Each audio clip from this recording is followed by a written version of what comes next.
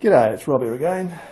All you viewers who've watched my videos would be pretty much aware of my old Chinese lathe I've got here. She's a bit over 10 years old and it's a CQ 9325. And you know, I paid $1,100 for that 10 years ago, and Paramount sold this particular model where I got it, Paramount Browns, until very recently, and they replaced it with another lathe of the same at the same price, $1,100.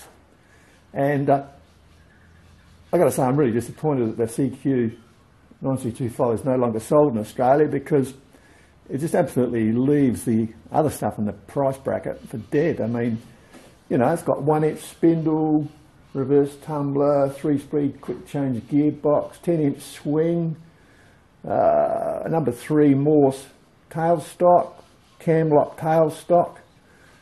There's nothing else comes close for that sort of money, you know, as far as this size lathe is concerned.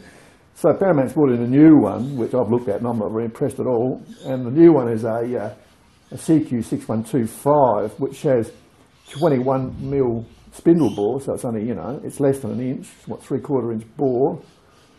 You get Morse 2 tailstock, no cam lock, no reverse tumbler.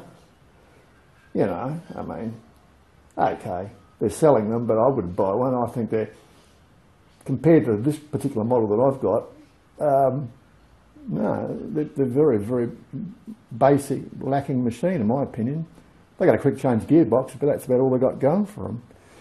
The Paramounts do have a lathe out there which is the next step up from this one, which I really like.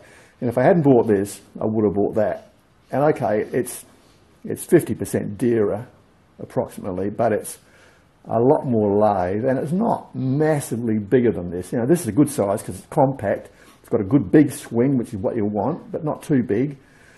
And the bed is long enough for most stuff that I'd want to do. I don't need an enormous long bed. Most of the time you're working in this first part of the lathe travel anyway, you know.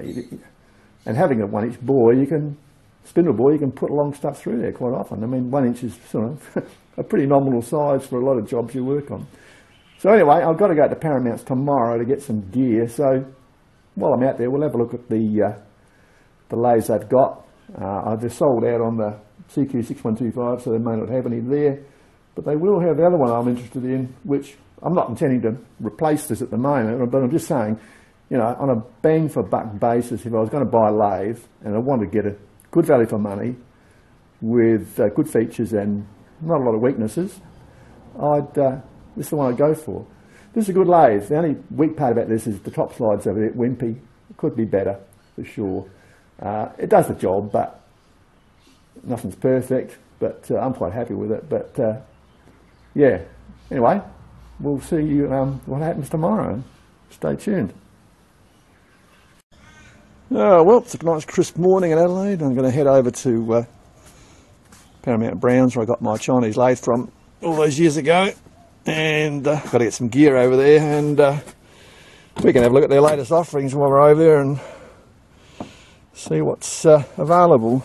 I know that my lathe's no longer available, not that model anyway, and they've got a new one now that apparently, well, it's not as good in my opinion, but they've also got a really nice lathe over there for a little bit more, which I'll show you.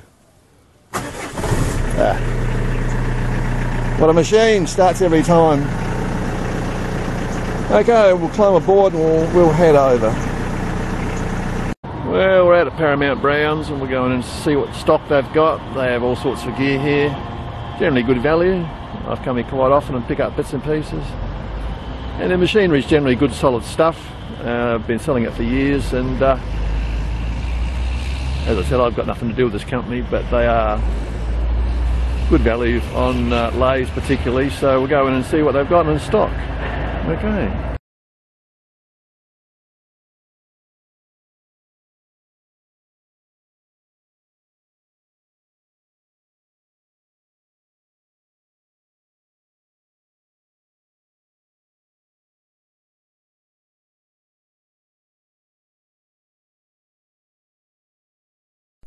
So here's the lathe in question, and it's basically a bigger version of what I've got. The specifications are almost identical, except that it weighs twice as much, it's 50% longer bed, It's got a 7-inch wide bed versus a 5-inch on my little job, and it's got that much heavier top slide that my current lathe should have but hasn't got. And overall it's a nice unit. The extra $600 on top of the basic model, this is a far better unit. It's got reverse tumbler, quick change gearbox, everything except the cam lock on the tailstock. It's also got a semi-quick release chuck system, same size chuck as mine, and you get a fixed steady as well, which I don't get. You also get the stand, which I don't have, but they're always too low, so you'd have to put it on razor blocks of some sort to get it up to a decent height. But overall, you can see it's got good, strong, heavy webbing in the bed, and they've T-slotted through the cross slide, which I'm not crazy about because it does weaken them.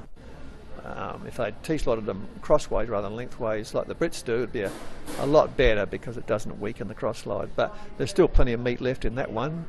If you ever buy a Chinese lathe, look closely at anything that's T-slotted like this, because some of them get very, very thin if it's only a shallow cross slide. So in this case it's quite okay. And of course the tailstock, you've got a longer quill than mine. You've got metal calibrations on the indexing rather than stick-on labels like I had on mine, on the references. And you've got a thread chaser and of course lead screw covers. And overall, yeah, I think it's pretty good. I'd certainly buy one. It would be my first choice at this point in time if I was to go and get a lathe. And even though it's longer than what I've got, it's not enormously longer. It's still a good size for a workshop. The swing is still good, and yeah, it's a nice unit. I'd buy one.